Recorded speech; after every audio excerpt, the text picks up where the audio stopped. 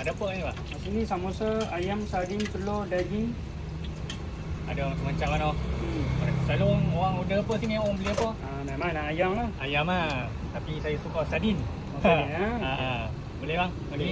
Kira macam mana? RM1.6 sekejap. Okey. Boleh? Bagi Ya. 2. Kamu nak bagi 2 sardin? Oh, sardin. Yang ni apa kamu? Ini ayam. Samosa ayam, Ini sardin. ayam, sardin. Ayam, ini sardin. Daging dah tak? Telur, daging Daging. ada. Oh, daging dah satu. Okey, boleh. Bagi ayam satu. Satu. Okay, daging satu. Tapi daging saja RM2. Oh, daging. Boleh sekarang masalah. Ya. Awak. Sini meniaga pukul apa? Pagi pukul 7 sampai malam 7. Cuti? Memang dah cuti lah. Sekarang cuti. Hari raya saya Raya, cuti. raya saja 2 hari 3 hari. Saya cuti lah.